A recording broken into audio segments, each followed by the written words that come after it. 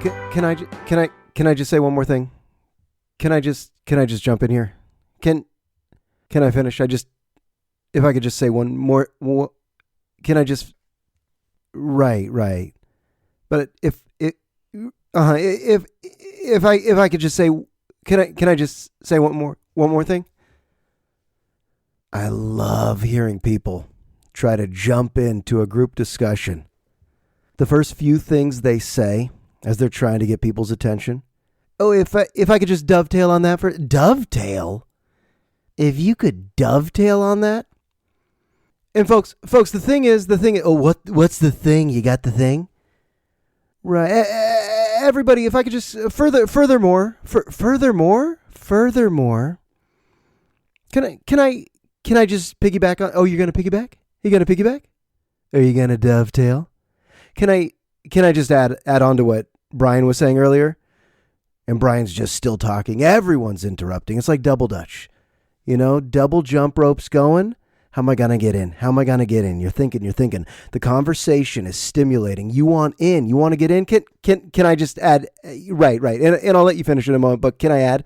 Can I dovetail? Can I piggyback? Furthermore, you see, the thing is, as Rebecca was saying earlier, I just wanted to dovetail and piggyback on that. I want to go on a big fat piggyback ride on Rebecca's comment. Folks, can I finish? Can I say one thing? Can I say one fucking thing right now?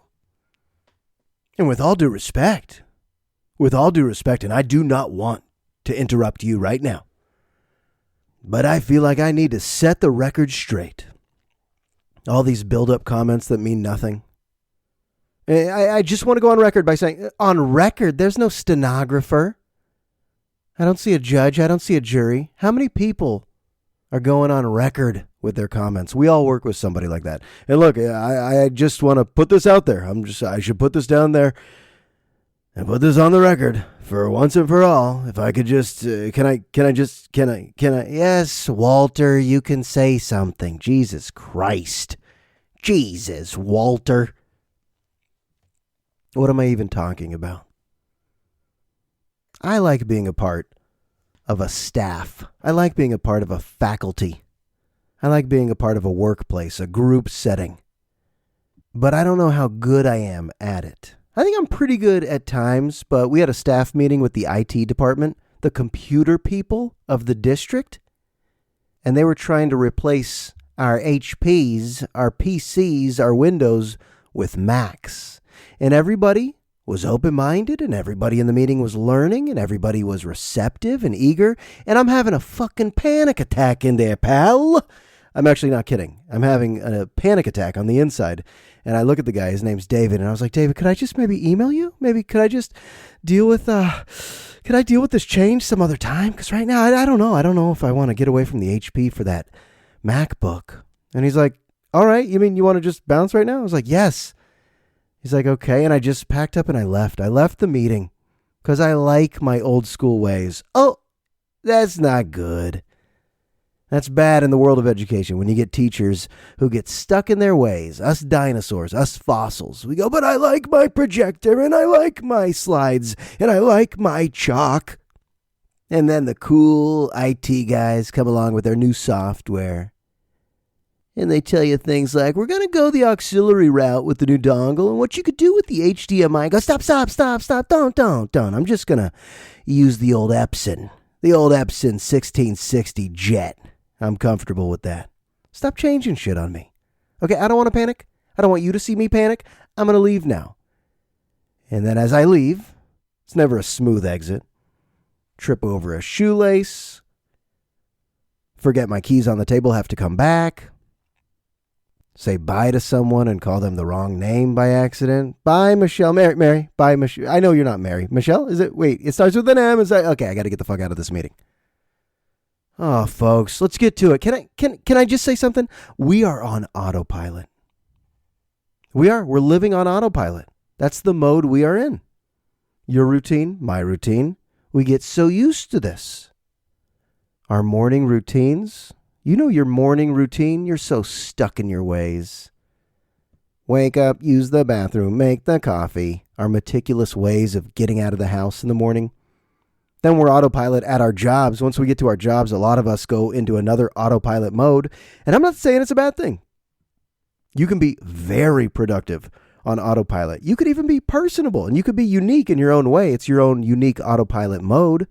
And then we return home at night and a little more autopilot, a little more rhythm and routine. Most of the time, you don't realize it. These are just our default capabilities as humans. But the only time we get jolted out of the autopilot mode is when something uncommon happens. Uncommon. Now, even though your life is probably flooded with uncommon shit here and there, if it weren't, your experience might be kind of forgettable. It could still be nice. It could still be so special and sweet. But until something uncommon happens, a lot of the shit we're doing is just routine-oriented. Most people probably don't even like uncommon stuff. Like if I told you, hey, tomorrow something uncommon is going to happen to you, you'd be like, I don't want to sign up for that. I don't want to stand in that line. That'll lead me towards something uncommon. Most people like rhythms and routines. Most people do like organization and structure. Most people. I'm not saying all, but most people. Our brains are wired that way. That's why certain types of jazz, I was told this, are tough to listen to for some people if they just meander. We like a beat. Like if I was to do this,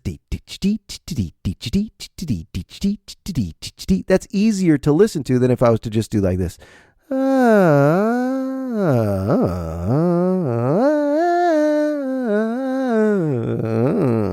You're like, stop. There's no structure to whatever you just did. Go back to the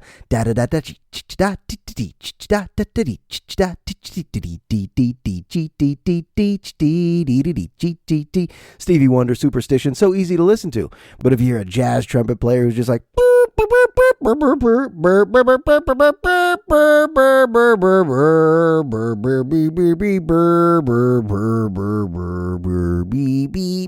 that's a bad trumpet impression. Let me really try. No, that's still bad. Oh, shit. How about flute? Nope, not good. Does that sound like anything? Probably not, but we want rhythms, we want routines, and we live our life on autopilot until something uncommon happens, and uncommon things happen all of the time. Family crisis, you've experienced it. Laid off from your job, you've experienced it. Some friction with somebody, you've experienced it. Health ailment, you've experienced it. So it's always right around the corner. It's weird that we yearn for our rhythms when that's not the master design of the human condition. That's not the master design, but we kind of like that. We kind of like when a day is forgettable for all the right reasons. Here's my routine. I'm just going to tell you this right now. Don't get bored, but I wake up, I go and make the coffee. My wife gets the baby. She puts the baby near a toy as she brushes her hair and she brushes her teeth and she puts on some makeup. And I make all the lunches and I make all the breakfasts. I make eggs for 4. I make some oatmeal. I'm cutting up fruit. I'm cutting some berries. I'm cutting carrots. I'm cutting cucumbers. We got snap peas. We got mini baby corn. We are making lunches. I'm putting applesauce pouches where they need to go. I'm putting string cheese where they need to go. I'm putting granola bars where they need to go. I'm filling up formula milk bottles. I'm filling up water bottles. I'm putting chili into Tupperware. I'm putting seltzers in bags. I'm putting apples and bananas where they need to go. And this is absolutely robotic. You should see me in this kitchen. That song is playing in my head. Bananas, apples, coffee, berries, eggs, oatmeal, bananas, berries, coffee, oatmeal. And now the baby comes to me, and now the 4-year-old wakes up, and she's ready to talk. She'll say something like, "It's my butterfly's birthday." And I'll go, "Of course it is. Come here for a big hug." Then everybody eats. And then I go to the bathroom. Get dressed.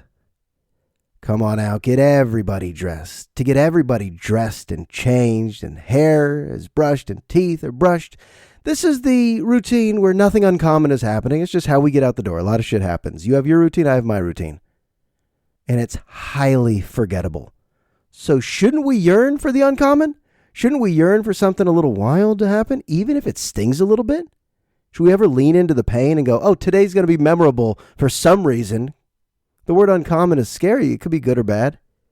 Otherwise, we are going to live on autopilot mode. I think a lot of people can go on autopilot mode for a long time, not question it, and just say, hey, this is my existence. This is my opinion. This is my existence. It's like the first 5 minutes of the movie About Schmidt. I've mentioned the movie before with Jack Nicholson, and I highly recommend it. Kathy Bates, strong performance. But the first 5 minutes of the movie is his day that he's retiring from the job that he's had for 50 years. He's going to get the gold watch. He's going to go to the big steak dinner. His family's going to come honor him, and he's just looking at the clock. He's just looking at the clock until it hits 5 p.m. because he's been doing it on the rhythm of 9 to 5. I drive to work. I do my sales. I do my due diligence, my computer shit. I say hi to the same coworkers. I eat the same lunch. I look at the clock. It becomes 5 p.m. I get in my car. I go home. And it's so well done by Jack Nicholson, but it's so sad how many Americans were viewing that as the dream, the American dream. You have the same job for 50 years, 9 to 5. You occasionally get a bonus. You occasionally get a raise. Those are your same coworkers, your same boss, and you do it again, and you do it again, and you do it again until you fucking die. All right? Until you die. And a lot of people would sign up for that. People don't want the mystery. People don't. But guess what? That's the only way to measure where you grow in life. Go back right now. Look back at the previous chapters of life where you actually felt growth. Isn't it on the heels of some uncommon shit coming your way unexpectedly? Yeah, probably. Even right now, this is podcast time. You had lunch, you're walking your dog. Now you press play on a podcast. You listen. I speak into the mic. I do the same thing when I listen to podcasts. It's just part of the routine. It's all forgettable. These episodes, they're all forgettable. You just go on with your day. Your meal tonight will probably be forgettable. I mean, it might taste good in the moment. It'll be forgettable. But really, what stands out? How do our memories even work? What stands out? Uncommon ass shit. No need to swear so much, sure. No need to swear so much, sir. Okay, say it slowly. Can I just piggyback on what Jamie was saying? Today in my class, I saw a kid doing everything to keep his hair in place. Think about this. I watched a kid tune me out. Wasn't listening to a damn word because he was trying everything to keep his curly hair in place. He was like shaking his head, and then when he would throw his head back, he would kind of put his hands on the sides of his head to slick it back. And then he would shake again so the curls came down over his forehead. And then he looked at his iPhone on flip mode like a mirror. Then every 5 minutes he would really try to keep his hair in place. And I was just watching this. I didn't call him out. Of course not. Because I used to do that. I remember. For a couple years, 5th and 6th grade, I had the worst look ever. I brushed my hair forward over my own hand. I would put my hand on my forehead, and I would brush my hair forward, and then use hairspray, hair gel, and hair wax, all the products, stealing my sister's products, got my own products. I actually did have something called hair wax. Oh, God. Just to keep this lip of my hair right in the front, very Vanilla Ice style, but not that high. And my hair goes straight to the sky. But all day, I was concerned if a hair's out of place. Hair's weird, right? Why do we care so much? Why do we care so much? Walk down an aisle of hair care products at the grocery store. Why so much shit? Just go. Just leave your home. No one gives a shit. That's what I do now. I haven't brushed my hair in 30 years. But when I was in 5th grade, 6th grade, I remember spending a lot of time even blow drying that shit forward. I'd be in band class at Miller Creek. I'd be in band, and I wouldn't even want to play my clarinet because I just wanted to keep the hands on the sides, okay? I wanted to keep it slick on the sides, and then I wanted to keep that lip frozen still. I remember that. It was exhausting. Trying to keep your hair nice at school while you're sweating through PE and having hormones jumping all at you at all times. My hair goes straight to the sky. I don't even think I have curly hair. I just have straight electrocuted hair. I have straight up helium balloon rubbed on my scalp hair. It just goes straight up. It's a fro. Now it would be a silver and brown fro. That's not a good look, folks. I keep it tight. I keep my hair so short people think I still have brown hair. That's a weird optical illusion. You know what I mean. If you have gray hair and you cut your hair really short, people don't know it's gray. You keep that shit short. You grow it all out. Oh, boy. That's when they go, you look very old. You get a haircut and they go, hey, look who got a little younger. It's true. People have told me that and they're absolutely right. So I'm going to keep it tight, okay? I'm going to keep it toit. And I'm going to keep this beard toit too, because the plumes of gray aren't doing me any good. But that kid in class was making me laugh. And I wasn't laughing out loud. I was just happy. I was happy that this still exists. The kids who are not concerned about getting an A, no, they're just concerned about keeping that hair in place. If I could get through 7th period with my hair in place, then that was a success. That's how they measured their success in life. You know what else I saw? I was looking out the window. Talking about tuning me out, I tuned myself out during my class. As I was teaching, I look out my window and I see in this grass area, in this grass quad area. What's a quad? I don't know. Is it an abbreviation for something? I don't know. But I look out in this grass quad and there's just 2 guys sitting in the grass. One guy has a guitar and the other guy's just singing. I work at an artsy school, all right? MSA is amazing. MSA. And I'm like, what class are they in? Just a kid with an acoustic guitar and the other guy's singing.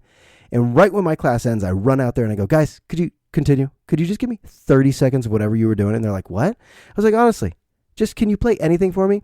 And what they gave me for the next minute was so beautiful. It was so pretty. It soothed me. That's the level of talent you'll find amongst some of these teens at the school I work at. They were just like Jason Mraz shit. It was like Jack Johnson shit. It was like Ben Harper shit. And when they were done, they're just like, okay, bye. Okay, bye. I was like, what are your names? Who are you? Do you even go here? Are you professionals? What year is it? 1968? Are we in Golden Gate Park? Because that was beautiful. Beautiful. It's that time of the school year where the sun's coming out, okay? It's that time of the school year where the kids can taste summer break, so they get a little antsy, and guess what? The teachers do too. And there's a lot of projects, and there's a lot of tests, but there's a lot of fun things too. There's dances, there's rallies, there's proms, there's breakfasts, there's all sorts of presentations. There's festivities and galas. There's gatherings and celebrations. There's luncheons. I love that word. I don't know why, luncheons. Oh, there's luncheons.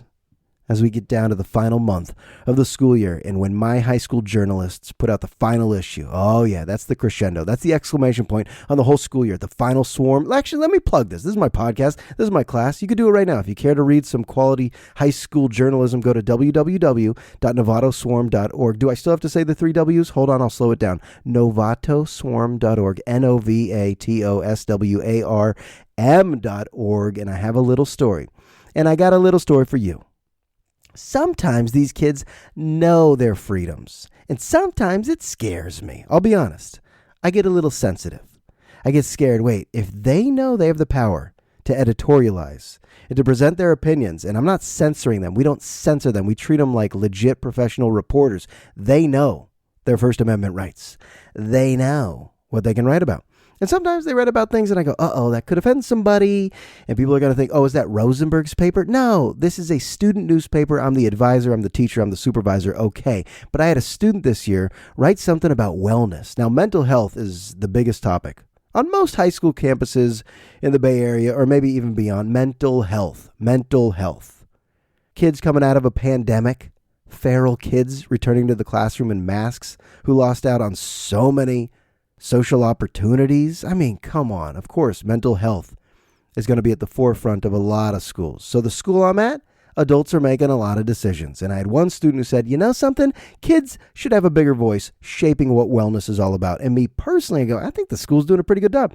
But the kid disagrees. And the kid, the student, the teen, I should say, writes an article, a really good article, balanced, interviews a lot of people, and I get worried. I got worried. Oh no, are you going to offend the administration? Are you going to offend a friend? Josh, say the words correctly. Are you going to offend the wellness coordinators, the therapists on campus? We have so many mental health experts all over this campus hoping to help the kids, and I think I see it as like very noble and effective, but this student in my class, who I respect a great deal, wrote a good story saying, y'all could do better. Here's how we can improve. We got to improve. Here's how kids actually think about wellness on campus. And we edited it, and we had a lot of meetings, just like every story they write. We do a whole peer edit. I meet with them. We polish the stories. And I actually had a meeting with the principal, and I said, here's what's coming out. And the principal, the assistant principal, was so receptive. And she said, even if feelings get hurt, I know that your students have the right to express themselves. And I was so touched. I was like, wow. I work at a school where the principals, where the admin is understanding of my young editorialists. Students need more voice, and the admin actually listened. We had a wellness week. We had a whole week dedicated to wellness, where there were some workshops and all sorts of clubs meetings and presentations. And the assistant principal in a staff meeting said, hey, Josh, can you talk about what your student's goal was in that story? And I said, yeah, she just believes that adults make too many decisions around here and they need to listen to kids. And the principal said, all right, we're listening. We're going to let the students run the wellness week. We're going to let them. And they did. That's the power of journalism. Whenever I see adults actually being receptive to teens and listening to them without being authoritative or condescending and saying, no, this is how it's going to be done, but actually trying to tap into, okay, what's the next generation all about? How do they think? How do they function? How do they feel? And letting them take the initiative to make some decisions, I think that's pretty respectable. I mean, not at all times, but I think it's pretty respectable where at least you attempt, even if you don't agree. Even if you don't agree, you fully disagree. Like even I might disagree with some of their stories. You still let them. You still let them because they have to also learn about repercussions and critics and people that feel offended. Journalism is actually a pretty delicate world. It's a fragile world. Right? It's a sensitive world. Because if you do it well, you stand by your convictions and you express yourself properly, not everyone's going to agree with that shit. But at least you could go to sleep saying, I did me. I was me. My authentic self came out through my story today. And that's what I want them doing. I don't want them conforming. I don't want them feeling like, oh, I got to write something that Rosenberg agrees with, or I got to write something that my group of friends agrees with, or I got to write something that my family agrees with. No. I want them to find their authentic voice, write about it, and then learn how to deal with the repercussions. And then also understand there's going to be some fans. There's going to be some people that love your stories, love your articles. They appreciate that you're an extension of the student body. I only have like 23, 24 kids in there, and they represent a school of over 1,400, and they've done it so fucking well this year. So that's www.novatoswarm.org. That's a plug. Oh, if I could just dovetail on what you were saying about high school journalists, they often have a voice. Shut up, Walt. You said that last week and the week before. If I could just piggyback on no, you speak up in every meeting. Shut the fuck up. Okay. Let me take a breath. I feel like there were some other things to talk about. I do feel like there were some other things to talk about. Oh, yeah. Let me just ask you straight up. All right. And this is kind of a personal question, but how many of you listening right now, and just by a show of hands, just raise your hand. How many of you would be comfortable revealing everything in your medicine cabinet, in your bathroom cabinets? How many of you? Oh, 0? Exactly. Isn't it weird how it just grows and grows and grows as we get older? It just grows and grows and grows as we get older. This is the God's honest truth. When I went to college, I think I needed a toothbrush, some toothpaste, and some soap. That's it. Then I just started the day. Woke up in the dorm or whatever apartment I was living in, or on whatever couch I woke up on. Toothbrush, soap, start that damn day. I wasn't even a coffee addict in college. No vitamins, no supplements, no meds, just toothbrush and soap. Maybe I shaved once a month. That's it. And now 40? Holy shit. Riboflavin for anything inflamed. Magnesium, of course, keep my stability. Lysine, I got to take an amino acid, good for skin. Metamucil, I really would love to have success on the toilet. A mouth rinse of all kinds, that's for plaque. That's for gingivitis, that's for breath. Floss, pick, all sorts of floss, all sorts of picks. Plaque remover, essential oils. Yeah, the frankincense, the lavender, the kiwi, and the kumquat. The peppermint. They're essential. I gotta love the confidence on whoever created that. Oh, these aren't just oils. No, you dumb shit. These are essential oils. You need these. So, of course, essential oils. They're being sold to me as essential. You know I gotta use those all over my skin. Cream for the redness in my nose crease. Anybody else have this? It's called like dermatitis or rosacea or something. Anybody else have some redness in some areas and you use a cream? All sorts of creams. Would you really reveal all the creams you use? No, you wouldn't. CBD oil, I got eye drops, I got tweezers, plucking a bunch of shit. I got migraine meds now, then a non-toxic sunblock. I actually care that my toxic sunblock has been thrown away. Now I have a non-toxic sunblock. Plus the pans and pots I've been using, those are toxic with the non-stick. That's toxic. I need ceramic. I look at all this shit. I just Google how to be healthier, how to live a longer life. Did you hear all the things I just said? And you know I'm still concealing a few things. You know I'm not going to say everything in my medicine cabinet on this damn public podcast. And I said a lot of things. I still said a lot of things, but I'm not telling you everything. How many of you, just by a show of hands, if you could just raise your hand, how many of you would be comfortable revealing everything in your medicine cabinet? Zero. Unless you're 17, 18. And there's just, toothbrush and soap. Yeah, I guess that's all you need. That's it. And if I drive to work, and I think, wait, I forgot to take my riboflavin, lysine, magnesium, Metamucil, mouth rinse, floss, essential oils, cream for the redness in my nose crease, CBD oil, eye drops. So I forgot to tweeze. If you forgot one thing, you'll feel an imbalance all day. All right? And if I forgot my hair wax, where I have to battle my own fro all day, it's not going to be a good day. It's just not going to be a good day, pal. I'm going to tell you something straight up right now. I'm just going to tell you something straight up. I don't have an alarm clock. Of all the things I have to keep me on this schedule, I don't need an alarm clock. There's no way I would ever get to the point of the morning where my body naturally just wakes up. I wake up to the sound of a baby. You know, it's not quite crying yet. It's just the first sound. I wake up at the first sound. The 4-year-old will still say some shit in the middle of the night. Where's my unicorn? Oh boy, it's 3:30. I don't know. We talk through the monitor. I don't know. But I will now look throughout the house for this unicorn. And I got that bright digital clock. I always know what time it is. I hear the, oh, that's the baby. I'm up. Or I hear some things from the 4-year-old's room that are so advanced, it just makes me think. Dad, can barbecues also be in the house? I'm like, what? What? She discovered that barbecues are a form of cooking outside, so she wants to know if we could ever bring barbecues inside. How amazingly insightful and intelligent is this question? And I just go, we'll talk when I wake up. Still sleeping. And I talk through the monitor. Of course, I don't need an alarm clock. You know I'm up in the 5s. I'm not a morning person, but I'm up in the 5s. I want to get to the 6s. Even if it's 6:01, I feel like it's a success. But if it's 5:58, I go, oh, fuck, I'm fucked. Nope, the whole day. I'm done. But what I wake up to on this monitor from my older daughter, I now am at the age where I don't really understand what she's talking about because she's learning things at school that are way beyond what we've discussed. See, I know what we've discussed. I know what I've taught her, but she has a great preschool she goes to, and the teachers are really good. And she says smart shit now. A lot of parents can relate to this. She says a lot of smart stuff now. And she also knows about things that we've never talked about because I'm not even into. Like 3 days ago, I woke up to this. Not an alarm clock, but, Dad, when are we going camping? She has a very elegant voice, by the way, for a 4-year-old. Father, when are we going camping? And I said to her in the monitor, never. I don't ever plan camping trips. We're sleeping. Good night. I do hope you can teach me how to put up my own tent, Father. No. What's with the camping? Obviously, they're talking about camping at school. And she thinks, of course, all families just go camping.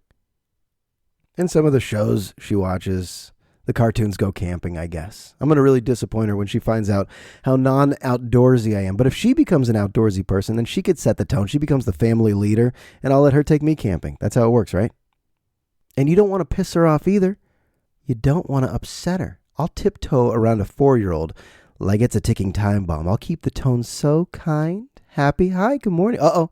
And you could sense when a little kid is mad. The littlest thing could throw them off, and you don't want to minimize it and go, oh, it doesn't matter.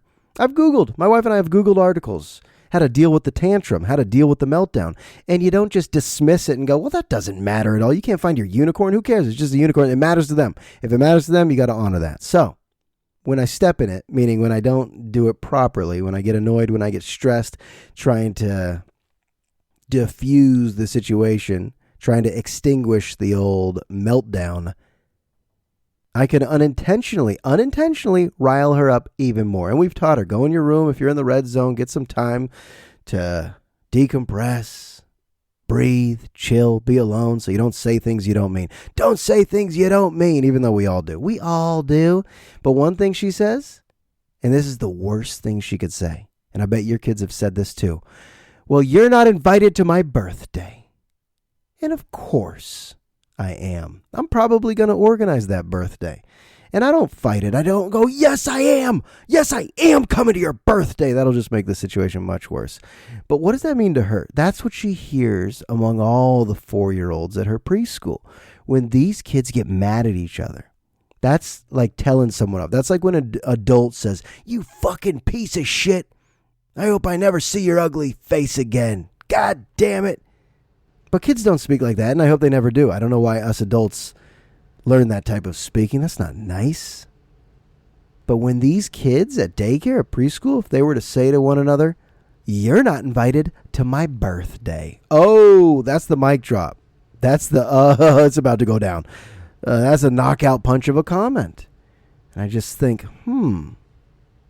what does it even mean to her? Me not coming to her birthday? I'm coming to that birthday. All right, let me tell you. Could you imagine if I actually didn't? Could you imagine if any kids actually had that request? You know, you've all heard that before. If any kids ever said that to their parents and their parents honored it, that'd be a disaster. Mila's just at her own birthday party without her parents. Where are they? There's the cake. There's the piñata. There's the decorations. No mom, no dad. You can't honor everything your kid says. You can't honor everything. Some things you can't honor. I can't speak today, folks. I was up in the 5s. All right, let's stop. I know there's a bunch of shit. I'm sick again. I should mention that. I'm past COVID, but I'm sick again. All right? It's not okay because I'm a big complainer when I get sick. I got the congestion.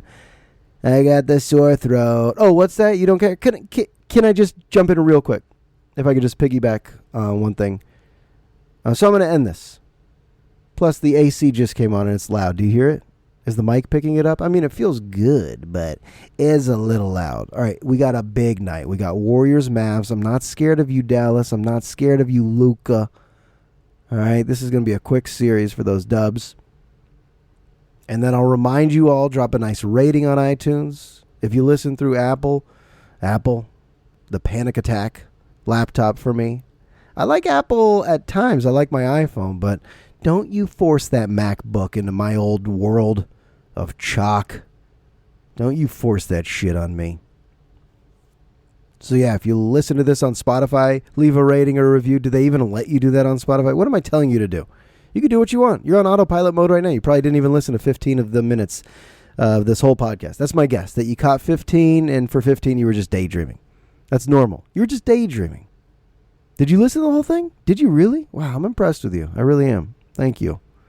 All right. I hope something uncommon happens to you today so it becomes memorable, and then it becomes growth. Okay? So that's uncommon, memorable, growth. That's the title of my next book. UMG. Not a great acronym. All right, I'm done. That's 185 episodes. In the toilet, flushed away. In the books, in the past. It's history. We now move on in this brave new world. Right here on 95.9 The Skeleton. Nope. No, I just say it's in the books. I'll talk to you soon.